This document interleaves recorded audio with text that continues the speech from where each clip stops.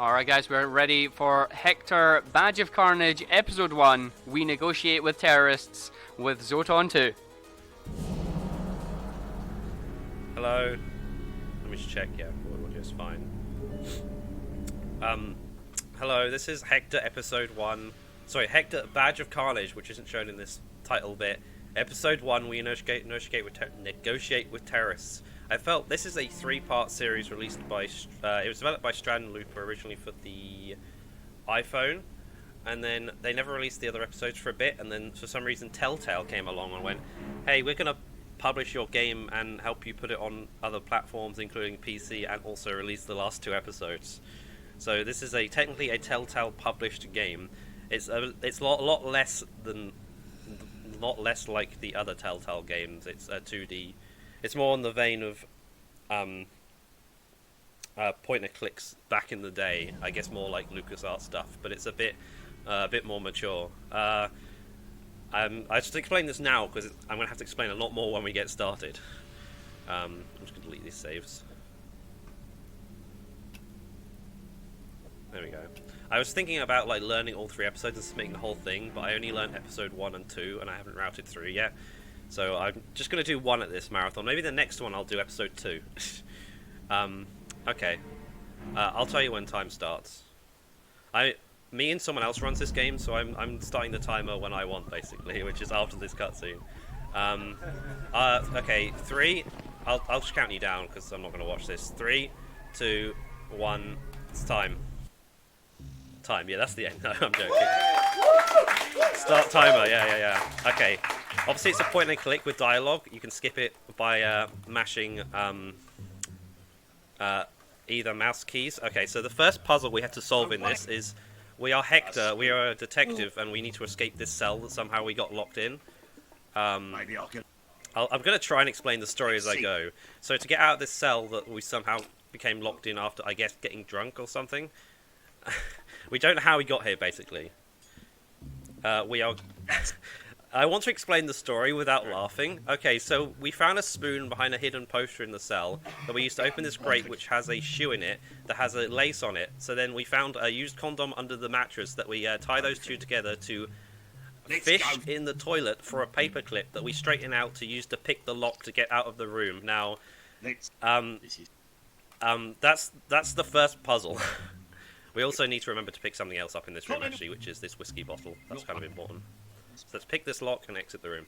So what's happening in the story is that a terrorist is holding some people hostage who has some demands. Can I get out, please? Thank you. Let's skip that. There's a few FMVs in the game that we just skip. Mashing buttons. Put coffee in this whiskey bottle. That'll become apparent later while we're doing it. For some reason, there's this youth here, handcuffed to the radiator, because I guess the police are lazy and aren't doing their job and just left him here as they went out. We're basically going to use him, because we need trousers to exit this building. And we're trying to convince... we're trying to convince him to give him his trousers, so we're going to say... oh, we're going to have you done for indecent exposure, because that's the thing. So take your trousers off. So now we have trousers, we can actually exit the building, because Hector's no longer ashamed to exit. Okay, so what I was saying, there is a terrorist situation, and they're like, okay, so who do we need to solve this terrorist situation? Okay, we need Hector, even though he's a really bad detective. So the next puzzle, okay, I'm trying to explain the puzzles. We got this bottle of whiskey that's full of coffee now, because there's a local drunk who sits around doing nothing. But so we're going to give him this, so he thinks it's whiskey, but now he's happy and stuff because he drank caffeine instead, which is clearly more superior than drinking. He was drinking what is it? Mouthwash, because it has a little bit of alcohol in, I guess. And we need that mouthwash. Okay, I need this crowbar, by the way. Pixel perfect clicking. Okay, so what we need to do here is we need to get to the terrorist situation in this really bad police car that currently doesn't start, but I haven't shown you that it doesn't start yet because it doesn't matter. The mouthwash is relevant, by the way. Everything is relevant. So we need to use that crowbar to get these keys. We need those keys to 1, start the car, and 2, release this youth from the radiator. You have to like click on him. For some reason I think you have to click on the handcuffs themselves, but you don't.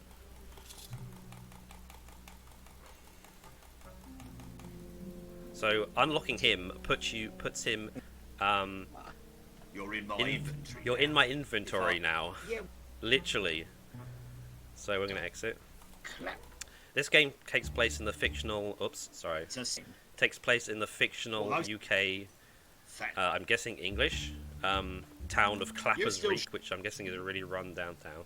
So there's the 2 local prostitutes outside, so we're going to give one of them the mouthwash so she gets a customer. There's a sound effect here. That sound effect is the indication of what you need to go do. Okay, can I move out, please? Moving between areas is really annoying. So now her garter's off. We're not gonna stick around here too. Can I pick it up? Oh my god, I'm nervous just because I'm trying to describe everything I'm doing. So we need to use the garter as like a fan belt for the police car, a makeshift fan belt. So we also need electric to start the car. I'm guessing the batteries run down. So what we're gonna do is we're gonna use the sex pest with the crazy old bat as the HUD indicates. Basically, she has a taser and electrocutes him because she thinks he's a sex pest. And then he does this thing where he says a cool line and then says, I guess he finally got charged, and puts the sunglasses on and all that, and you can't skip this bit. So that's great. There's some great stuff that's quite funny that you can't skip. Anyway, now we can get in the car. Nearly. So we're going to try and get in the car. We need to do this before it lets you try and fix it.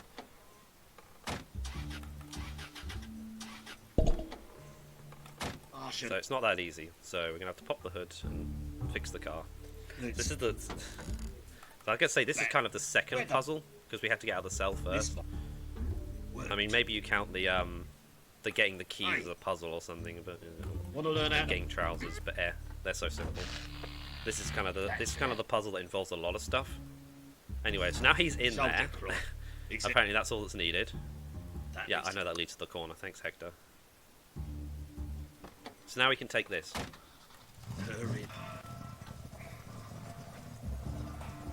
I think it would be faster to have walked at this point. There's one line I can... Oh, did I click out the game by accident? I actually like having the game windowed because right now you can't see the mouse cursor, but I can see the mouse cursor outside of my window, so it's really useful to use that to guess where your mouse is going to be. There's some dialogue I can skip here, but it's a bit... So I'm just mashing the buttons.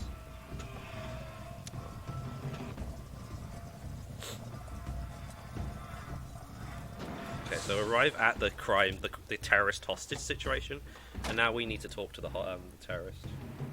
Oh, thank goodness you're here, Bob. So get the megaphone from Lambert is kind of like Hector's what's the word? Anyone know the word for someone who works with someone else? I guess sidekick is the best. It's not exactly what it is, but whatever. You actually get to play as him a little bit in the future episodes. Anyway, this dialogue is really easy. You just mash basically most of the dialogue. You just mash the first option until you get to we want to know what he wants. So he's got 3 demands. The first demand is that he wants the town clock to be fixed because currently it's not working. The second demand is that there's a adult shop called the Zoton2 that he wants destroyed because apparently it's corrupting the minds of the town. And the third demand he has is that there's a tourist rep in the park who's going to help fix the town. So he wants you to give him a lot of money. So we need to do those 3 things. So we're going to do those 3 things. So now we get a map. I don't know why we can now warp around, even though like a minute ago we need to use the car. Now I actually need to talk to... This is Inspector Meeks, I think is his name. This is complete... I'm talking to Lambert. I don't want to talk to Lambert. Go away.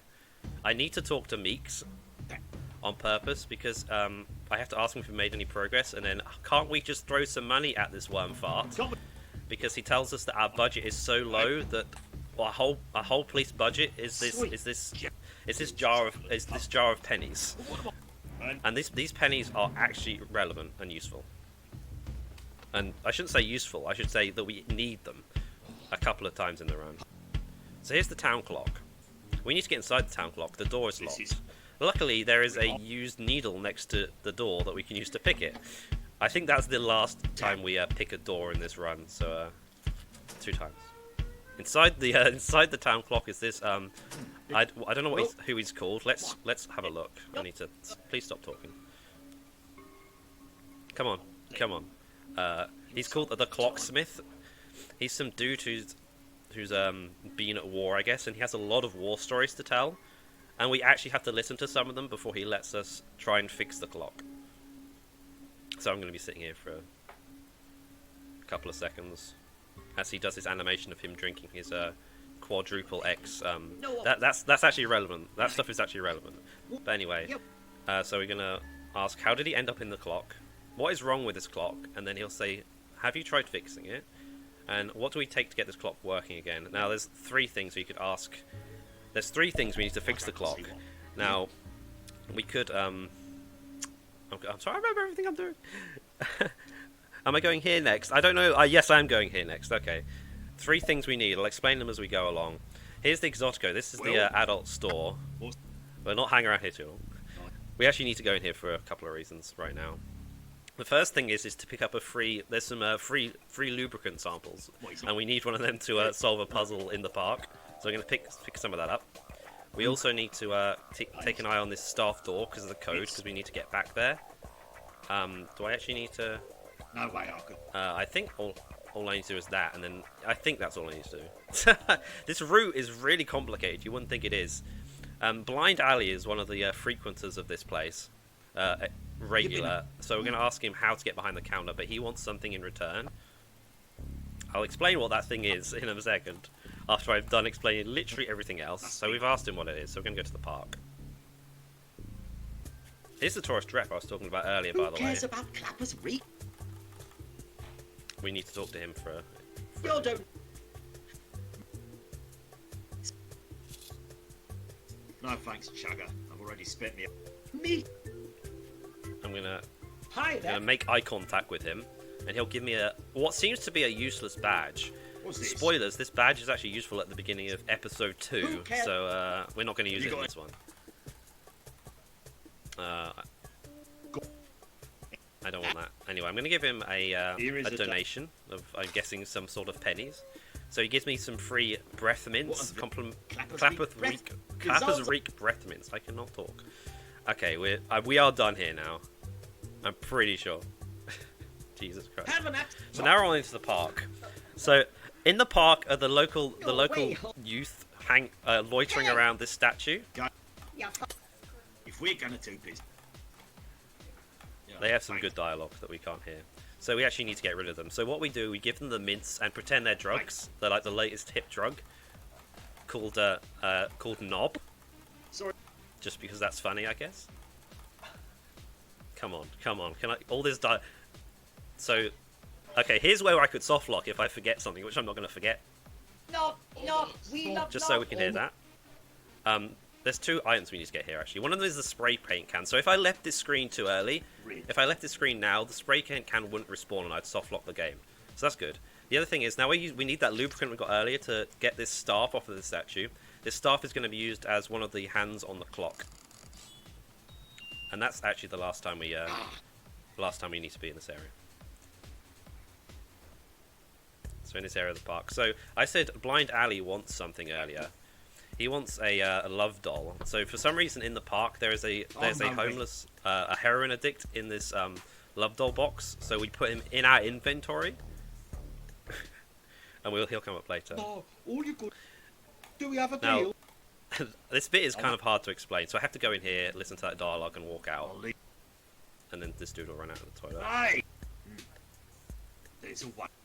This dude is our way to getting a lot of money, basically, and I'll try and explain that. It doesn't really happen until later, though.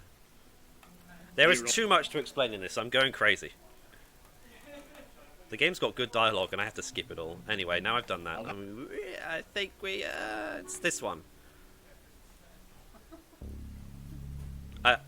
This route is complicated, and I somehow have kind of mostly remembered it in my head. So what we do is you return this love doll as if it, and say it's faulty, so we get a brand new one so we can give it to Blind Alley.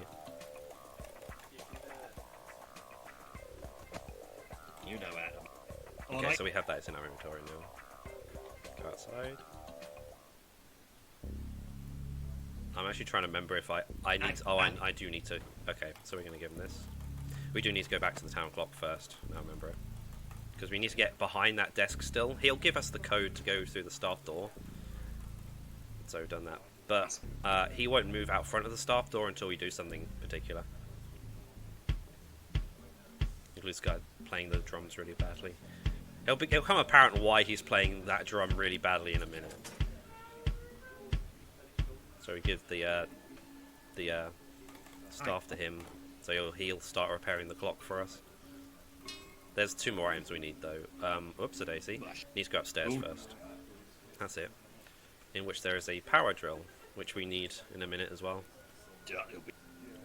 And we actually need to look out this window. It's revealed that we're looking out this window that drummer outside is actually selling like fake goods out of his drum. So and we actually need one of those items. I'm actually going to go straight back in and then do that bit in a second. There's a couple of things we need from inside here. Now he's moved, we can get to them. His quadruple X moonshine jug. Basically this guy, the story is this guy has like a stomach of steel from the war or something. I guess because it got replaced, so he can drink this really strong drink, which actually comes in handy for us in a minute. We need to destroy something, if you remember I said earlier, so that comes in handy for that bit. So what we're going to do, we're going to use these coins again to tip this Busker McCusker. I never realised that's what he was called. So we have to request, Papa's got a brand new bag in which he has bags.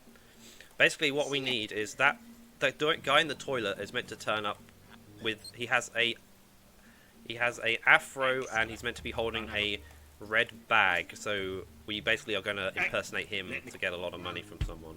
We need a clock. So now we've got to go back to the pawn shop. Jesus Christ, my voice is going from all this talking.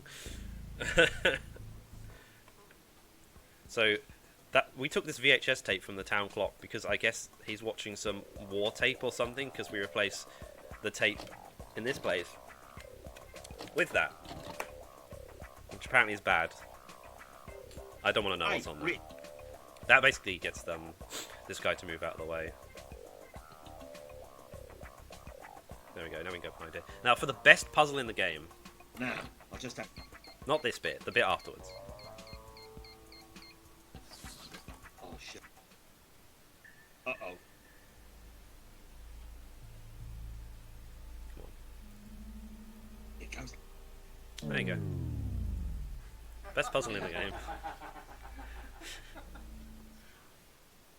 Okay, so this is his office. In his office, there's a couple of things we need. One is a wig. Oh, it's an afro. You remember what I was mentioning? The other is this X. We need the X for the clock. So we're going to drill this X off.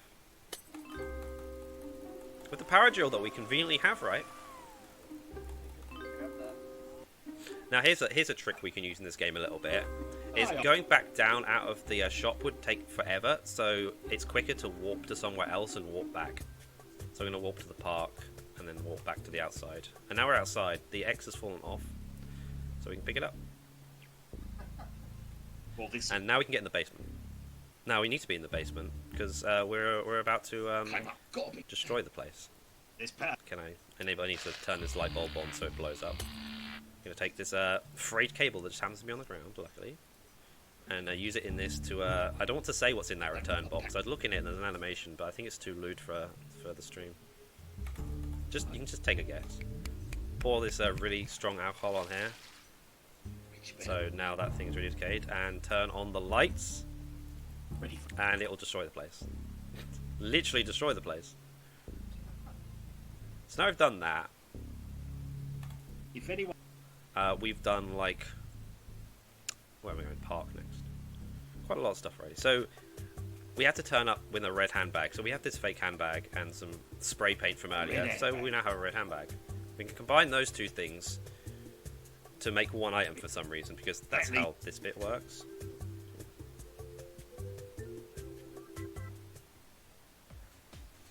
Something in my head is saying you're missing something. I'm really scared. But I'm fine. I'm probably fine. Let's do this bit. So we now put this on. This better work. So now we look like that guy who ran out of the toilets earlier. He actually becomes a bit more of an explained character, but not really, in the second episode. So we need the thing. This is a ridiculously annoying dialogue that I've already probably forgetting what it is. Let me just grab the thing for you. Literally, they just refer to it as the thing. Would expect the thing to fit in there. Too what? Too big? You pulling my chain. Maybe it's you who's pulling my chain. Now I'm back to this dialogue. Alright, I'm ready to deal. That's the one I want. Listen. And then it's, you tosspot, you didn't think I'd be stupid enough to bring the thing here. I'm saying I don't have the thing. What do you... And that dialogue is enough to convince him to give us the money without us giving us the money without us giving them anything.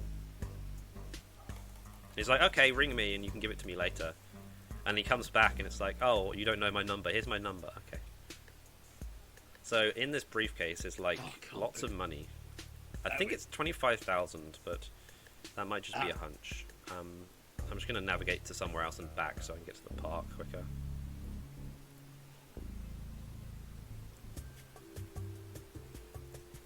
And give the tourist rep £25,000.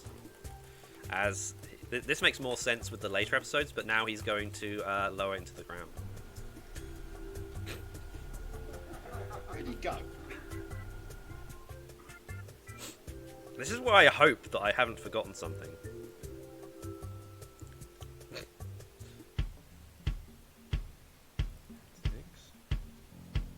I think the town clock just needed the X and the thing, and for some reason my head is going, there's something else.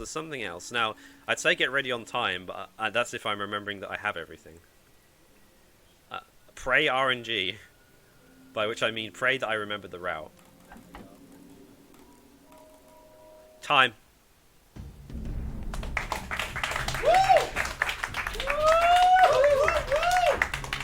That was the worst thing I've had. How much did I explain of that? Jesus Christ. And I probably didn't get everything.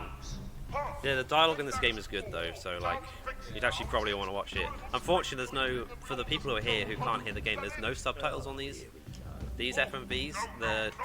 People complain to like Telltale, and it's like, yeah, can we have the subtitles on this as well? And they did add them, but only from episode 2 onwards.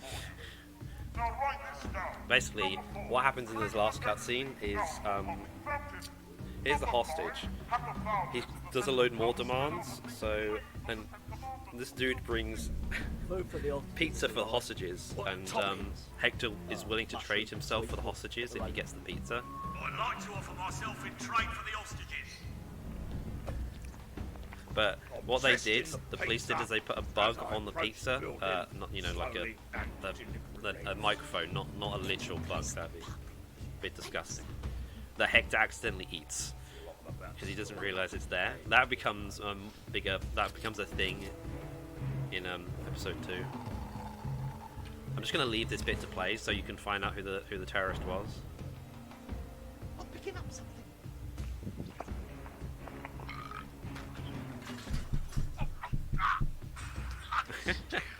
Yeah, they hear him eating the bug basically. What? He's not here.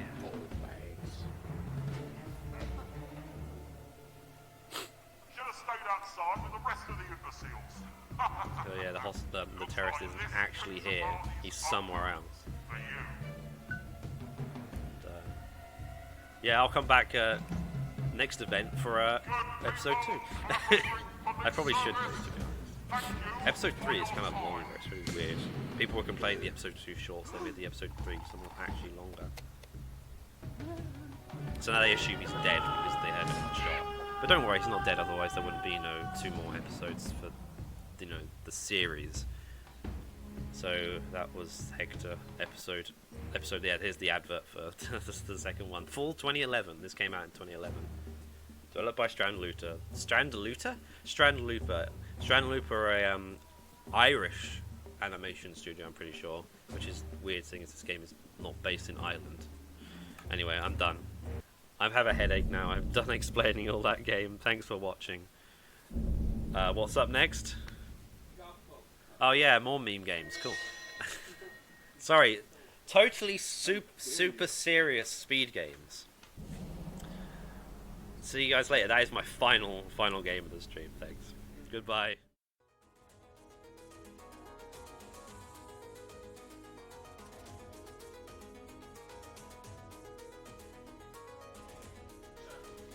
And that was a very awesome run by Zoton there of Hector, Badge of Carnage. Oh,